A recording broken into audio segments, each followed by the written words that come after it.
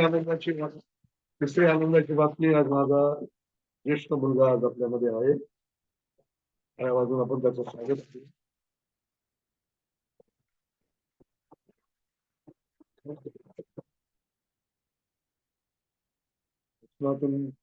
आपल्याशी बोलणार आहे. त्याच्या अगोदर फूल देऊन त्याचं स्वागत करणार आहोत.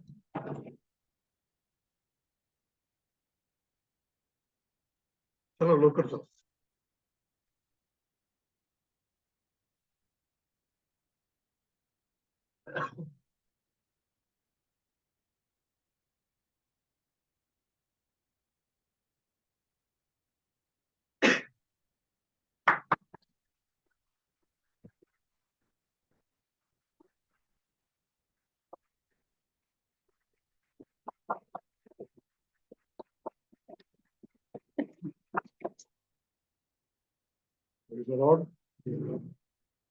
भारतामध्ये बीटेक डिग्री केल्यानंतर देवाने त्याला जर्मनीला घेऊन गेला.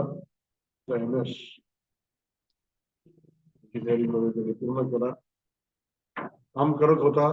देवाने त्याला प्रेरणा दिली देवाची सेवा करण्यासाठी. त्याला पुढे बसवलंय. तो माझा मुलगा म्हणून आहे, देवाचा सेवक म्हणून त्याचा आदर करण्यात. मी बापाला त्याच्यापेक्षा आनंदाची गोष्ट कोणती नाही. माझे वडील नेहमी नेहमी नेहमी मला म्हणायचे, मला खूप आनंद आहे तू देवाची सेवा. कधी त्याने माझ्या भावाला बोलताना कधीच ऐकलं नाही की तू चांगल्या कामाला आहे. मला नेहमी माझे वडील म्हणायचे, खूप आनंद आहे तुला तू देवाची सेवा. हे सर्वात मोठा आनंदाची गोष्ट आहे. मी तो करतोय म्हणून धन्यवाद. परत एकदा आपण स्वागत करूया त्याचा.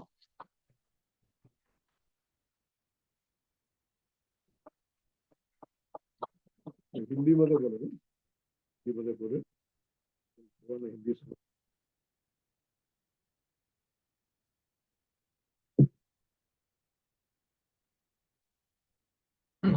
Praise the Lord.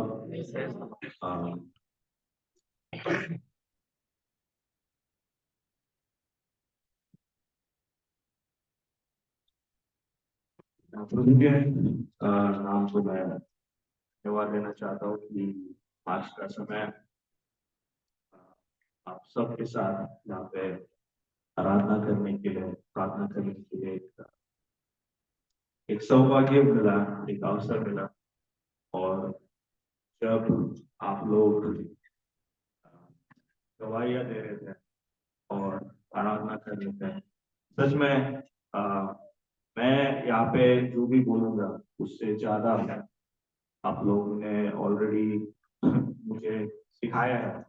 और आपके प्रभु के लिए जो समर्पण है, वो के लिए जो प्यार है आपके मन में है, आपके जिंदगी में है, वो सब बातों से मेरा दिल बहुत आज बहुत उत्तेजित हुआ है, बहुत खुश हुआ है।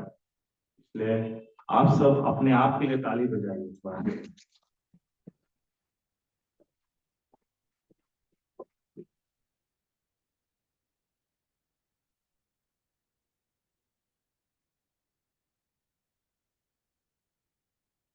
वचन में जाएंगे इस पर। और एक मेरा बहुत ही एक पसंदीदा एक 4-5 वर्सेस है बाइबल में, 4-5 वचन है जो मैं सबसे पहले पढ़ना चाहता हूँ, क्योंकि ये यीशु मसीह के बारे में है। वो यीशु मसीह दुनिया में आए, हमारे साथ रहे, हमारे परमेश्वर का पुत्र, परमेश्वर का संतान हमारे बीच में एक के समान बना, मनुष्य के समान बन के चला। ये बहुत ही एक अद्भुत बात लगती है, जैसे एक खुदावन पिता परमेश्वर एक अनंत काल तक जिसकी जिंदगी है, वो कभी उसको सोच भी नहीं सकती। इतना एक महान एक वो एक बीइंग को क्या बोल सकते हैं, महान व्यक्तिमत्व। एक महान व्यक्तिमत्व है।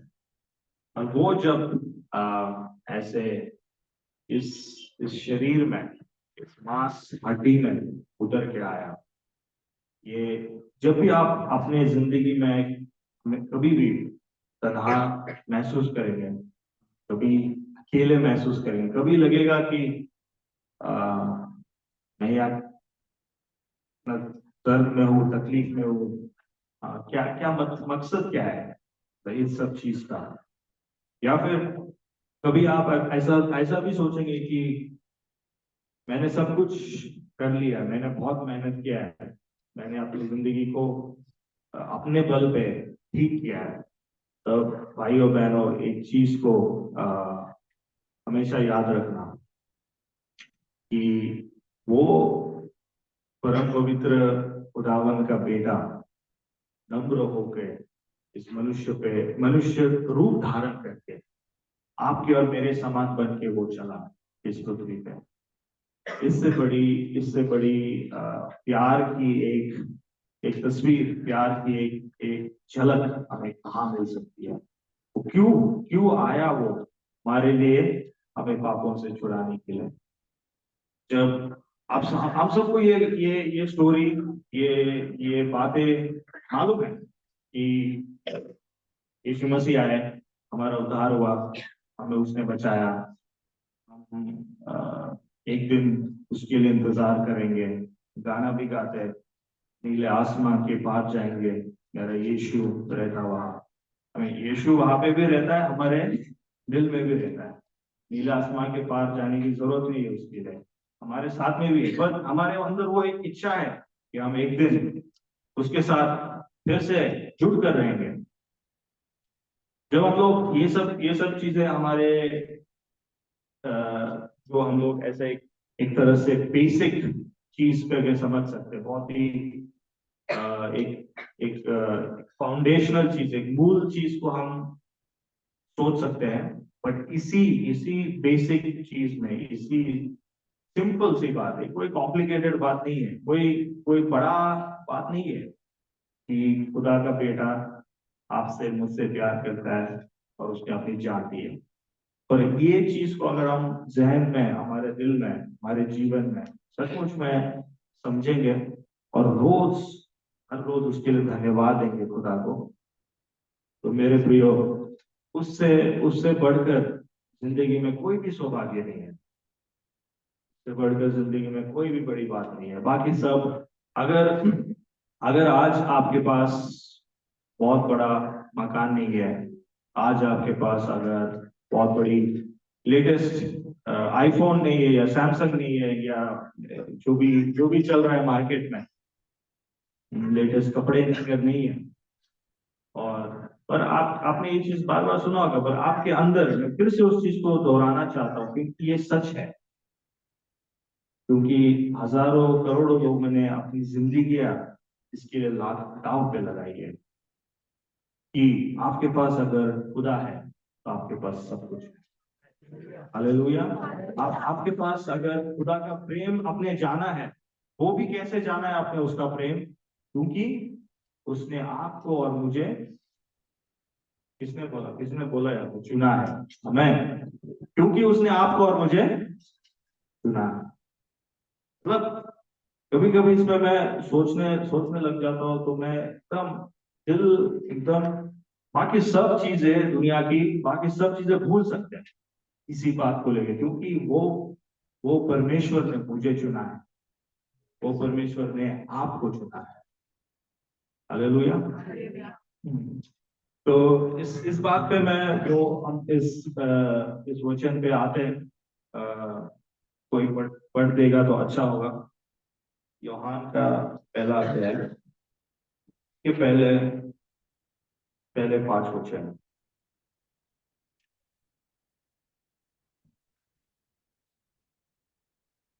आदि में वचन था और वचन परमेश्वर के साथ था और वचन परमेश्वर था। यही आदि में परमेश्वर के साथ था। सब कुछ उसी के द्वारा उत्पन्न हुआ। जो कुछ उत्पन्न हुआ है उसमें से कोई भी वस्तु उसके बिना उत्पन्न नहीं हुई। उसमें जीवन था और वो जीवन मनुष्यों की ज्योति थी। और ज्योति अंधकार में चमकती है, पर अंधकार ने उसे ग्रहण न। कोई बारी में भी योहान पहला अध्याय पहले 1:5।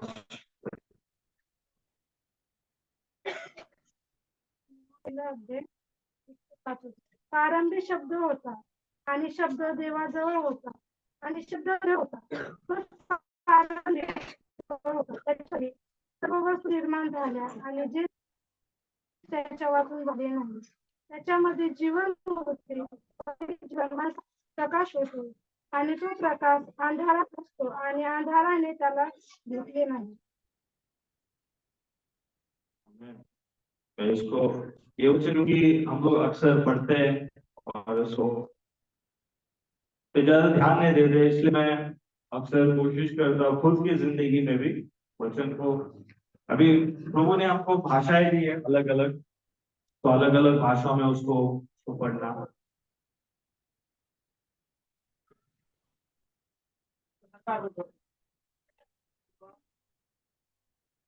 या ना असं पुढे या ना.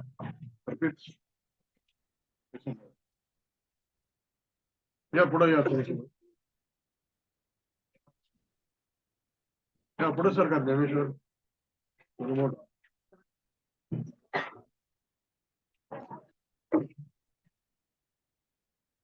पुढे सरकार नाविद. आजची जागा सोडा. अरुण, एलिशा.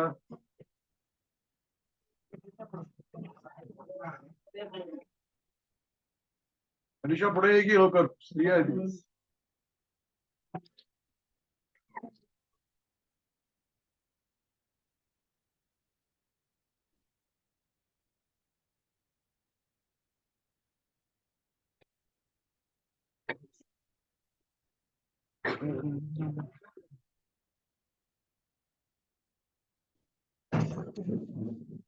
या दादा आतमध्ये या.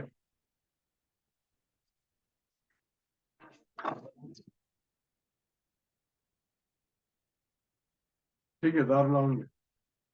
हर्षी आतमध्ये.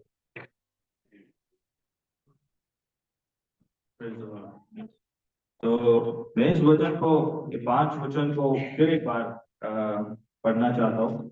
अंग्रेजी में एक बार पढ़ देता हूँ.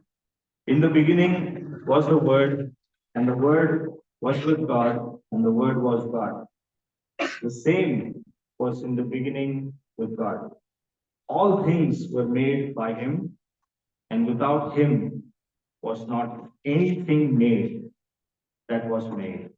In Him was life, and the life was the light of men.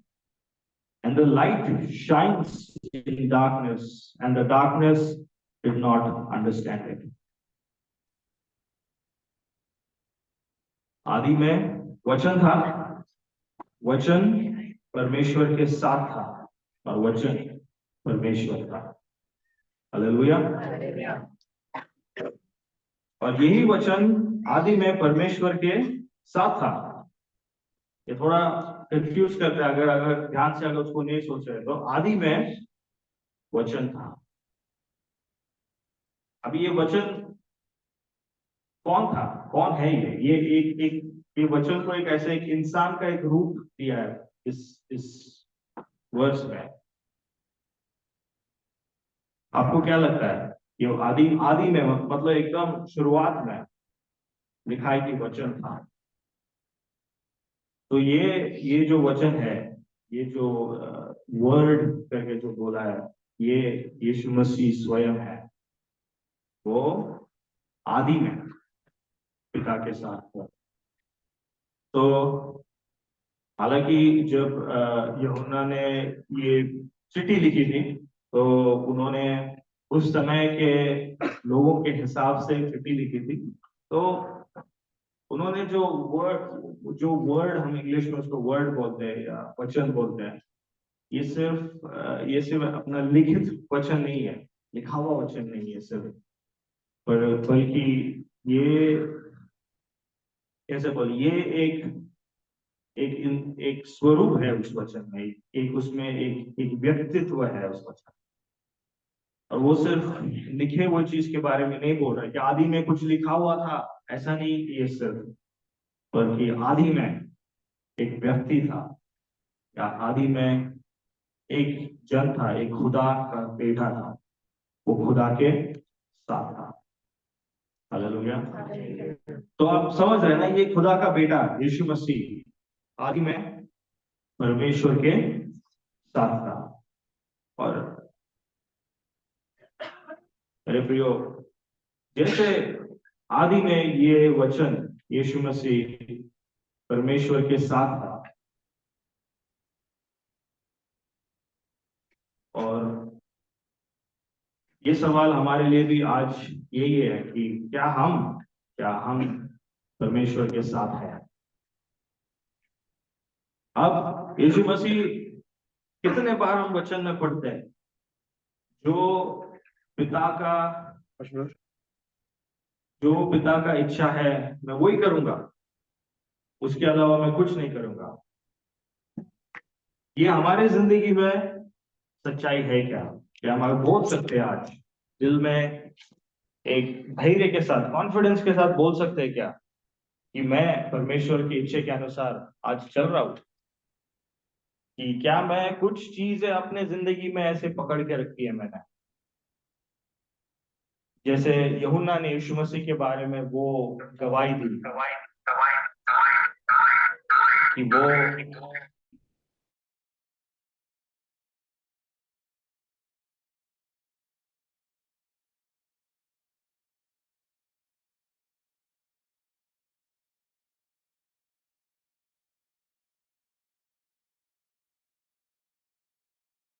यीशु मसीह हमेशा बोलते थे कि मैं पिता के इच्छा के अनुसार चीजें करना चाहता हूँ, उसके अलावा मैं नहीं करूंगा।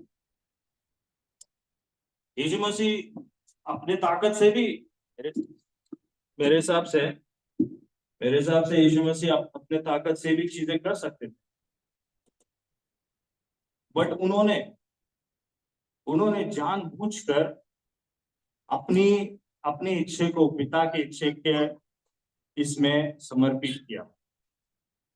कितनी सीखने वाली बात है इसमें हमारे लिए, कि हम भी कुछ भी कर सकते हैं। हफ्ते भर हम लोग काम पे रहते हैं, लोगों के बीच में रहते हैं, हम लोग दिन भर क्या सोचते रहते हैं कि मुझे अभी, हाँ, इस हफ्ते की अभी आज का काम खत्म करना है, फिर रात को जाके कोई अच्छा सा शो देखे, सीरियल देके मस्त खाना खा के सो जाना है। शायद ऐसी सोच है। या फिर हम लोग ये भी सोच सकते हैं कि मेरे पड़ोसी के पास i20 है, मेरे पास सिर्फ i10 है, तो मैं सिर्फ अभी अपने जिंदगी में, हम लोग बोलेंगे नहीं किसी को, बट मन ही मन में सोच चालू रहता है, मेरे को भी i20 चाहिए, मेरे को भी बड़ी वाली गाड़ी चाहिए। तो हम उसके लिए फिर उसी में बिजी हो जाते हैं, व्यस्त हो जाते हैं।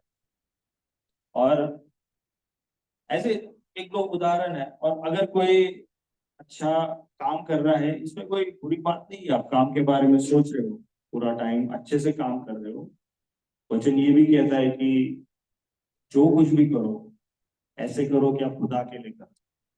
इसका मतलब है कि आप अगर 8-10 घंटे काम कर रहे हो तो वो खुदा के लिए कर रहे हो, सिर्फ आपके बॉस के लिए नहीं कर रहे हो, है ना? तो उसमें मन लगाना है हमें, उसमें हमको सोचना है उसके बारे में, पर उसमें हमको खो नहीं जाना। वो हमारा जिंदगी का लक्ष्य नहीं है, वो हमारे जिंदगी का गोल नहीं है कि और चीजें हमारे जिंदगी में हम खरीदते जा रहे हैं, बढ़ाते जा रहे हैं। कई लोगों का पैसे से लगाव है, मकान से लगाव है, गाड़ी से लगाव है। कई लोगों का दूसरे अलग चीजों का लगाव होता है जो तुरंत दिखाई नहीं देता है। आपका शायद लगाव आपके बच्चों पे हो सकता है।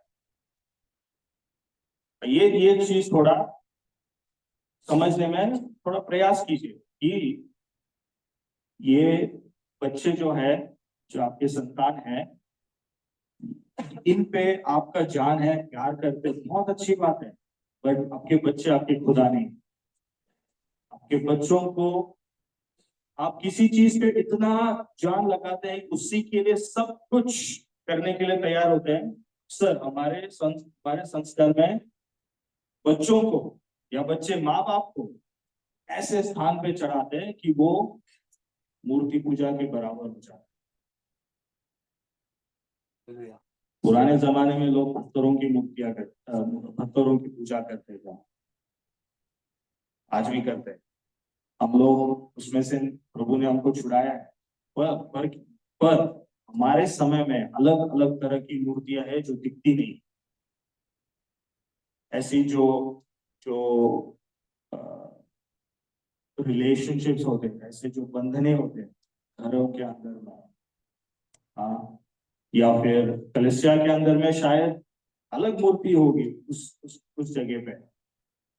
एक तरह का पोजीशन, एक तरीके का सत्ता, एक तरीके का अधिकार आपको अगर मिला है कहीं पे, वो आपके लिए एक नशा की तरह बन जाता है। क्योंकि वो अधिकार आपको, शायद वहां पे पैसे का, गाड़ी का कुछ नहीं होगा, पर आपका अधिकार यीशु मसीह से ज्यादा आपके जीवन में राज करता होगा। तो ये अनदेखी मूर्तियां जो है,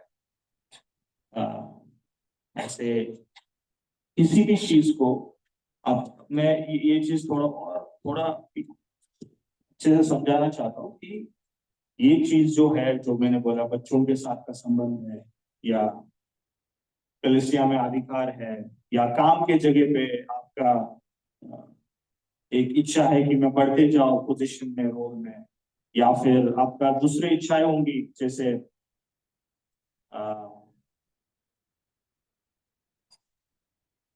एक शायद शायद अच्छे घर में शादी करने की बहुत बड़ी इच्छाएं होंगी। ये सारी इच्छाएं बुरी नहीं है। बात ये समझ लेना कि जो हमारा दुश्मन है वो बहुत चालू है। ये सब चीजें प्रभु ने हमको दी है हमें आशीषित करने, पर वो क्या करता है, ये सब चीजों को हमारा प्रभु बना देता है। अच्छा संबंध होना परिवार के अंदर, अच्छे से प्रभु की सेवकाई करना कलिसिया में, अच्छे से अच्छे तरीके से शादी होना, ये सब चीजें प्रभु ने हमारे लिए ही रखी है। उत्तम से उत्तम पदार्थ है, उसने हमारे लिए रखी है। और क्या हो जाता है, ये सारी चीजें प्रभु से बढ़कर हमारी जिंदगी में जब स्थान देता है, तब वो क्या हो जाती है, एक मूर्ति के समान हो जाती है। तो ये दिखने वाली मूर्ति नहीं है, अनदेखी हुई एक मूर्ति है। ऐसे हमारे संस्कार में ऐसे बहुत सारी चीजें हैं जो हम देख नहीं पाते, पर हमारी जिंदगी को वो राज करते। अगले हफ्ते में अगर आप सोचेंगे कि मैं इस हफ्ते में मैंने सबसे ज्यादा किस चीज के बारे में सोचा है, अपनी शायद अपने पत्नी को नहीं बताया, बच्चों को नहीं बताया, कुछ नहीं बताया, 90% चांस है कि वो चीज आपके लाइफ में आपका प्रभु है।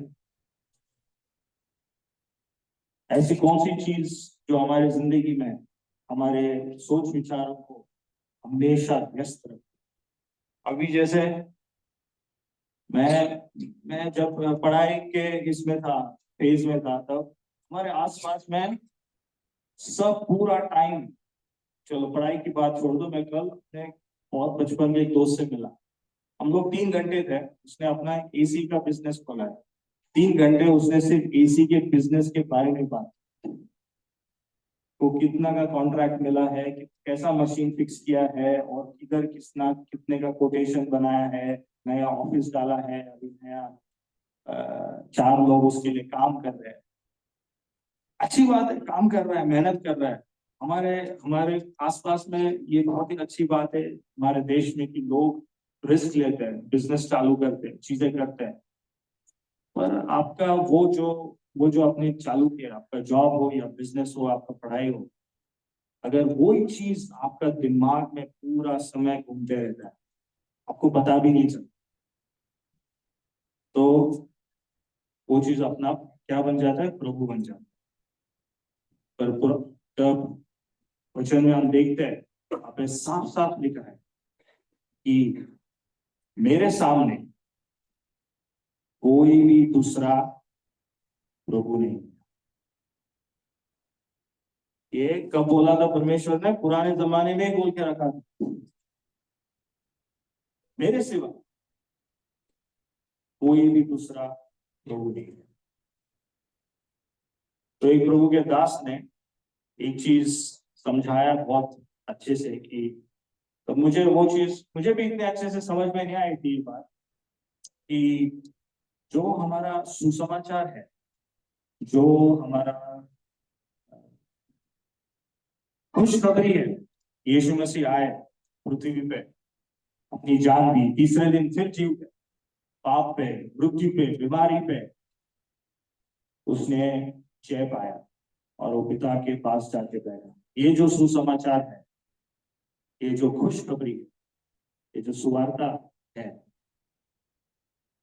ये जब हम लोग ठीक से समझते हैं ना, ये जब हमारे जिंदगी में हम लोग हर रोज इसके प्रति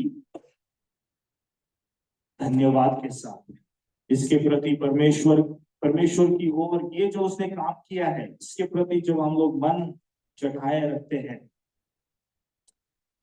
तब क्या होता है? हमारे जिंदगी के जो प्रायोरिटीज है, जो हमारे जिंदगी के जो लक्ष्य है, जो वो सही हो जाता है, वो ठीक हो जाता है। तो पहले स्थान पे परमेश्वर, दूसरे स्थान पे परिवार और बाकी सारी चीजें और ये सब चीजें आ जाती है। तो मेरे प्रिय, उस बात को समझने के लिए मैं प्रार्थना करता हूँ कि खुदा आपको उस सुसमाचार जो आपके जिंदगी में काम चालू किया है, वही सुसमाचार काम पूरा करने में ही आपको मदद करता है, मुझे मदद करता है। हालेलुया। ये ऐसा नहीं कि हाँ, जब मैं नया बिलीवर था तभी सुसमाचार काम आ रहा है, अभी तो मैं एडवांस हो गया हूँ, अब मैं 4 नए चीजें सीख के बैठा हूँ, मेरे लाइफ में लागू नहीं है, मेरे अविश्वासी पड़ोसी के लाइफ में उसका इस्तेमाल है। नहीं मेरे प्रिय, ये आपके मेरे जिंदगी में आज भी लागू है, जितना तब लागू था जब हम परमेश्वर से दूर थे। क्योंकि वही सुसमाचार के वजह से हम फिर से जा सकते हैं, बोल सकते हैं, प्रभु जी मेरे जिंदगी में मैंने हाँ हाथ से गलतियां नहीं की है, मैंने चोरी नहीं की है, मैंने कुछ बड़ा कांड नहीं किया है, पर मैंने अपने मन में किसी और चीज को प्रथम स्थान दिया है। मैं माफी चाहता हूँ, मैं अपने आप को समर्पित करता हूँ, तेरे लहू से मुझे धो दे, शुद्ध कर।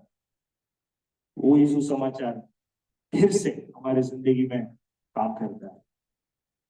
और मत्ती 6 में जो हम पढ़ते हैं कि पहले उसका राज्य, उसका पिता वो खोजिएगा, बाकी सारी चीजें वो दे देता है। ये उसका प्रॉमिस है, ये उसका वायदा है, ये उसका वचन है, वो उससे पीछे कभी नहीं हटता है। तो मैं वापस यूहन्ना के पहले अध्याय में आ जाते हैं। आदि में वचन था, वचन के साथ था और वचन परमेश्वर था। यही वचन आदि में परमेश्वर के साथ था। आइए अब 2 मिनट प्रार्थना करते हैं कि परमेश्वर, अपने आंखों को बंद करके अपने भाषाओं में परमेश्वर को बोलिए, जैसे यीशु मसीह आपके साथ जुड़ा हुआ था, जैसे यीशु मसीह आपके साथ एक होकर, वैसे मुझे आपके साथ एक होना है, उसी तरह मुझे प्रभु आपके साथ एक मन का होना है। और उन मूर्तियों को जो मैंने अपने जिंदगी में रखी है, अपने घरों में रखी है, इसी वक्त यीशु के नाम से मैं निकालना चाहता हूँ।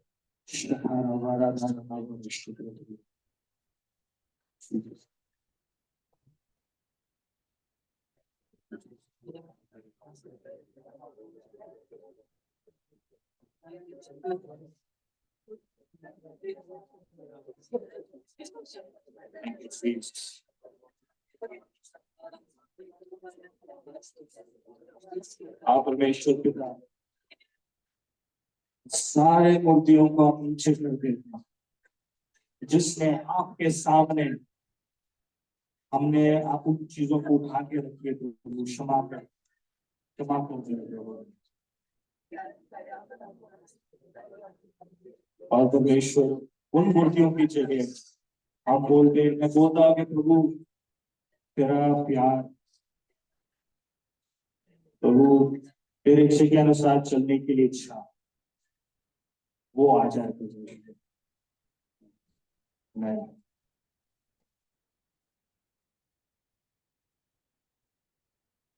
तो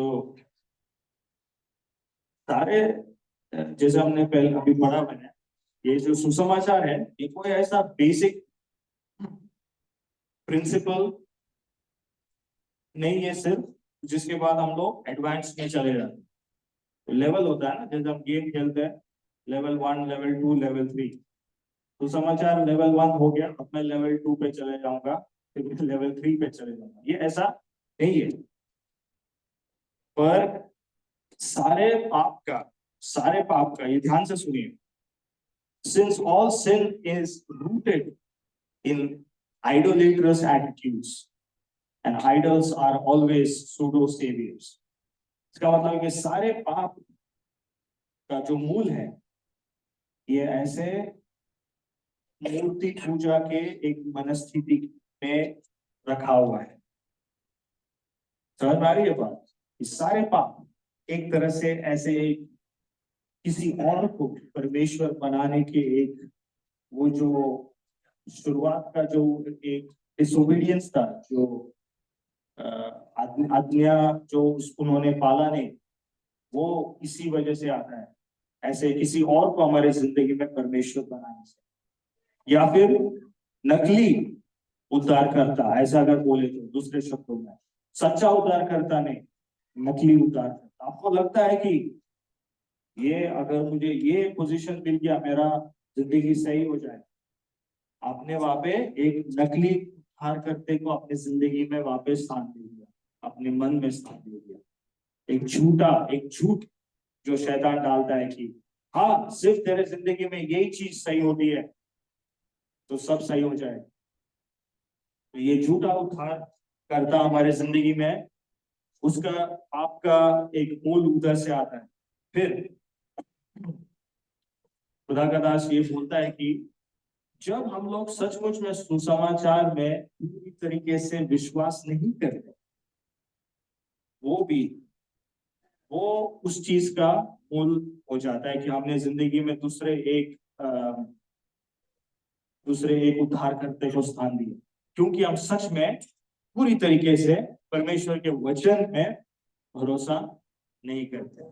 अगर परमेश्वर का वचन कहता है कि वो अच्छा खुदा है, रोटी के बदले पत्थर नहीं देगा, अगर हम इसी वचन को लेके बैठ जाते तो हम किसी और चीज का लालच हमको बहका नहीं पाएगी।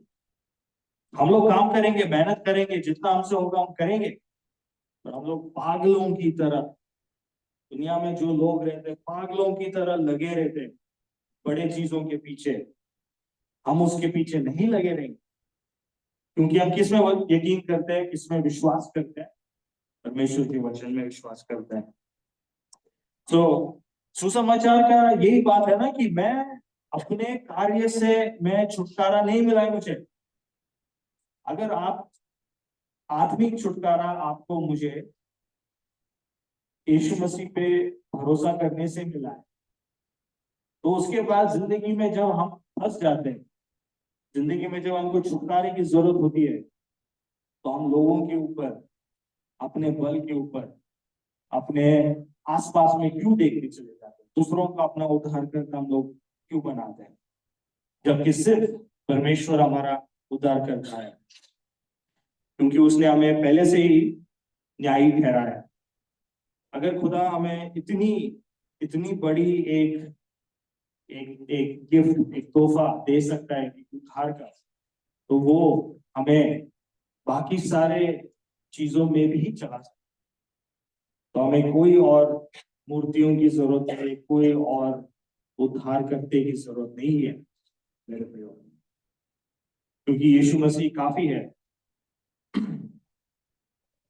तो क्या होता है, अब अक्सर ऐसे नकली उद्धारकर्ता जब हमारे जिंदगी में आ जाता है, अच्छा, अगर आप बोलोगे नहीं, आप बोलोगे नहीं कि ये मेरा उद्धारकर्ता मेरा दोस्त है, बट आप परेशानी में रहेंगे ना, सबसे पहले आप दोस्त के बारे में सोचोगे, तो वो सबसे पहले आपका थॉट वही आ गया ना कि ये मुझे बचा सकता है। यहाँ एक एग्जाम्पल दे, या कोई और सिचुएशन में आपका उद्धारकर्ता दोस्त नहीं है, तो कुछ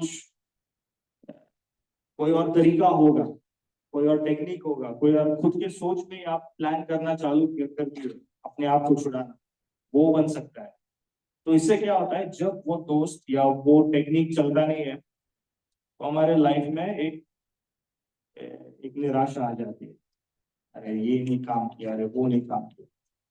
क्योंकि जैसे पत्थरों की मूर्तियों के साथ है, वैसे भी अनदेखी मूर्तियों के साथ यही प्रॉब्लम है कि वो जिंदा नहीं है, वो हमारे अंदर की इच्छाओं को भर नहीं सकते, हमारे अंदर की इच्छाओं को पूरी नहीं कर सकते। जो आदि में वचन था, वचन परमेश्वर के साथ था, आप और मैं, हम साथ में रहे परमेश्वर के हमेशा। आगे आगे एक और बोल के मैं खत्म करना चाहता हूँ कि यूहन्ना के पहला अध्याय उसमें तीसरे वचन में लिखा है कि सारी सृष्टि उनके द्वारा उत्पन्न हुई, सारी सृष्टि में कुछ भी उनके बिना उत्पन्न नहीं हुआ। सारी सृष्टि उसके द्वारा उत्पन्न हुई। कोई उस वचन, तीसरे वचन को एक बार मराठी में भी पढ़ दीजिए प्लीज।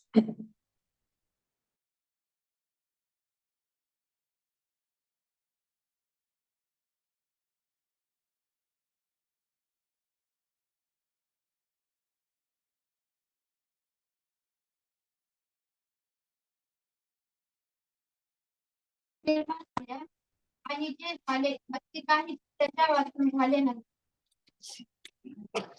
सो जैसे हमने सुना, कोई भी चीज जो बनी है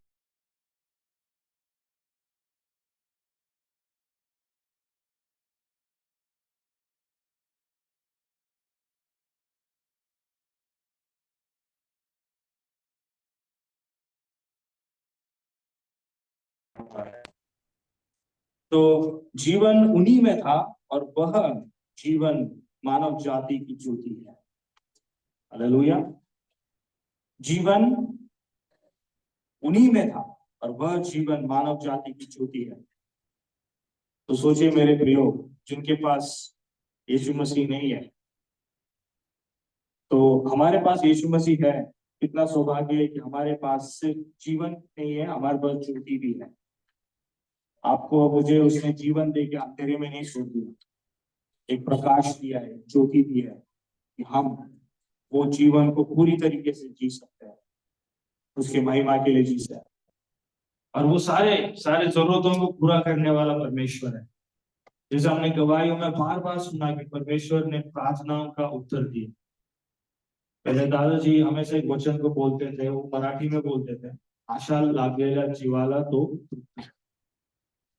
हालेलुया, आशा लागलेल्या जीवाला तो तृप्त कर दो। परमेश्वर ऐसा छोड़ता नहीं है, वो सारे हमारा एक बाप है, हमारा माँ है, वो हमारे सारे जरूरतों को पूरी करता है। पर कि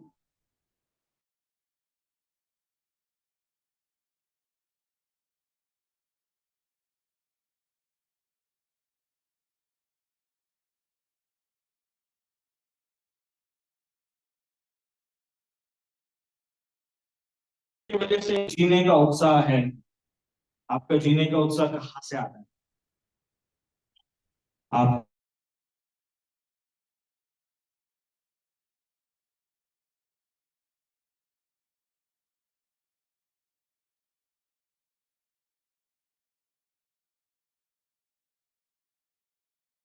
करते हैं कि यीशु मसीह के को धन्यवाद देने के लिए पढ़ाई चालू कर,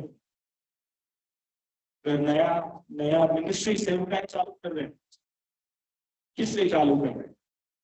यीशु मसीह ने आपके लिए, आपने जो प्यार दिया है उसको वापस वो प्यार देने के लिए। अपना नाम कमाने के लिए करते हैं। अगर हमारे ये जो मोटिवेशन है, जो हमारी इच्छाएं है, अगर हम यीशु मसीह को हमेशा आगे रखे, क्योंकि उसने हमें जीवन दी, सब कुछ उसी का ही है ना, उसने हमें ज्योति दी है। तो नहीं तो सोचे अंधेरे में हम भटकते रहते इधर उधर। हमारी जिंदगी का मकसद क्या है? अगर हम सिर्फ एक एक चीज से दूसरी चीज तक भागते रहते हैं। आसपास में देखते हैं अक्सर लोग, एक प्रोजेक्ट हो गया कि दूसरा चीज चालू करते हैं, तीसरी चीज पर पहुंच जाते हैं। ऐसे चीजों से, एक चीज से दूसरी चीज भागते रहते हैं, और हमारे जिंदगी में वो भागदौड़ खत्म हो चुकी है। हमारे जिंदगी में वो भागदौड़ खत्म हो चुकी है, क्योंकि हमने सबसे बड़ी चीज पा ली है। हालेलुया। और उस चीज से हमें ताकत मिलती है दुनिया में जीने के लिए, जो कुछ करना है करने के लिए। और वह ज्योति अंधकार में चमकती रही, अंधकार उस पर प्रबल न हो सके। हालेलुया। तो चाहे पहाड़ हो, चाहे समंदर हो, चाहे आत्माएं हो, या चाहे जो भी हो, उस ज्योति ने अंधकार पे विजय पा लिया। हालेलुया। इसका मतलब है कि अगर ये सिर्फ हमारे जिंदगी की परेशानियों के लिए सिर्फ नहीं, बल्कि यीशु मसीह ने जब आज्ञा दी अपने शिष्यों को कि तुम जाओ दुनिया के मत्ती के 28 और उसका आखिरी वचन में आप पढ़ते हैं, दुनिया के कोने कोने में जाके चेलों को बनाओ। उसके पहले वचन में लिखा है कि सारा अधिकार स्वर्ग में पृथ्वी में मुझे दिया गया है, इसलिए तुम जाओ। इसका मतलब है कि ये जो अधिकार अंधकार के ऊपर मिला है, वो हमारे बीमारियों के चंगाई के लिए सिर्फ नहीं, या हमारे घरों को सुख रखने के लिए सिर्फ नहीं, बल्कि खोए हुओं को, परमेश्वर को नहीं जो जानने वाले लोग हैं, उनको अंधकार से छुड़ाकर रोशनी में लाने के लिए। हालेलुया। पर अपना मोटिवेशन, अपना वापस सोच क्या है? क्योंकि मुझे इतना प्यार मिला है, जैसे हमने पहले सुना, इतना प्यार से हमने पिता ने हमें बनाया है। वही प्यार जो यीशु मसीह में है, वही प्यार यीशु मसीह के लिए पिता में है, वही प्यार के लिए मेरे लिए उनके पास है।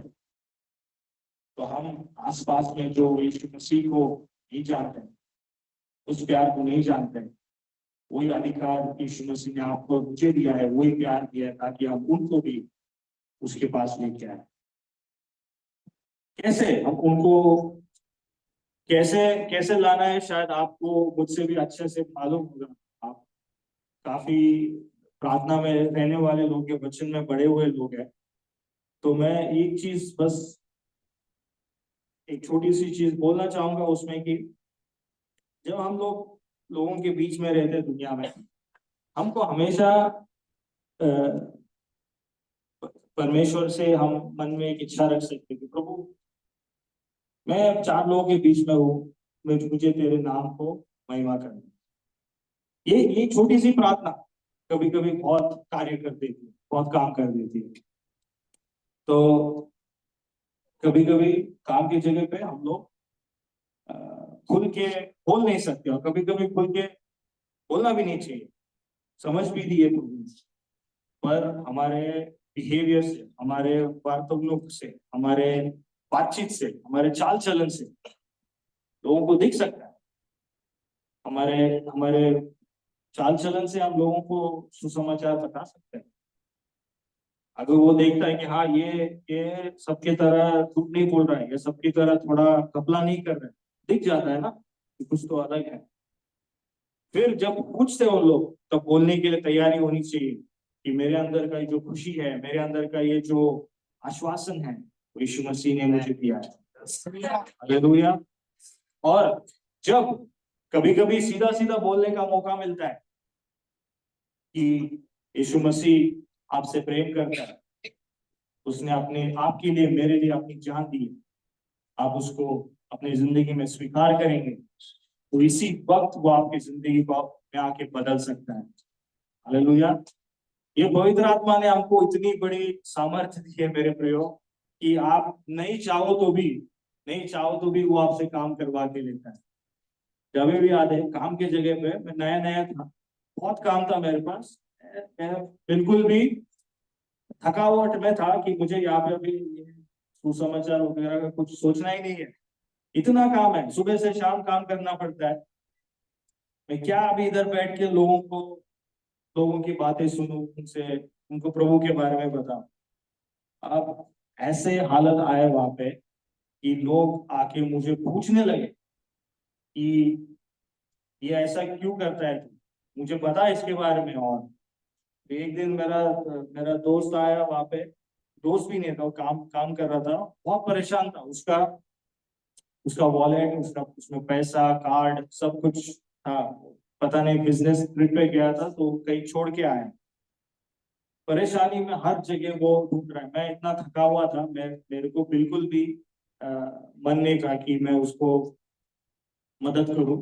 सच बोलता हूँ, कभी कभी वो जितना भी प्रार्थना करो, आत्मिकता कभी कभी 10 घंटे काम करने का उतर जाता, थक जाता है इंसान, क्योंकि हम शरीर में हैं। पर मन में ऐसा है कि चलो, मैं नहीं कर सकता हूँ, खुदा कुछ तो कर सकता है। तो मैंने उसको बोला, भाई वो बिलीवर नहीं, कुछ नहीं, मैं बस 1 मिनट तेरे लिए प्रार्थना करता हूँ। हम लोग वहां के ऑफिस के बीच बीच में खड़े हैं, 30 सेकंड मैंने प्रार्थना किया, खुदा इसका जो वॉलेट खो गया है, आप उसको ढूंढ के दे दीजिए। आमीन बोला, मैं घर चला गया, सो गया, भूल भी गया इसके बारे में। और ये कुछ हफ्ते बाद वो हम लोग ऑफिस का एक मीटिंग था, वहां पे मुलाकात हुई। उसने बोला, यार थैंक यू, तूने प्रेयर किया, ये देख मेरा वॉलेट मिल गया। हालेलुया। तुम कहने की ये बात है कि हमारी कमजोरियों में भी खुदा इस्तेमाल कर सकता है, काम कर सकता है। हम लोग हमेशा सिर्फ सक्सेसफुल गवाहियों को देते हैं कि हाँ मैं गया वहां पे, मैंने 4 लोगों को सुसमाचार बताया, प्रभु ने बहुत धैर्य दिया, सब प्रभु में आ गए। कभी कभी और अक्सर हमारे जिंदगी में कमजोरियां होती है, कमजोरियों के द्वारा परमेश्वर अपना काम करता है, क्योंकि महिमा सिर्फ किसको मिलती है? परमेश्वर को मिलती है। हालेलुया। मेरे प्रियो, ऐसे अपने कमजोरियों में मौका दीजिए परमेश्वर को कि वो आपको इस्तेमाल करे। एक एक परमेश्वर का दास ने एक बार बताया कहानी, बहुत बहुत सेवा करके आए थे, 15-20 घंटे ट्रैवल करके आए थे।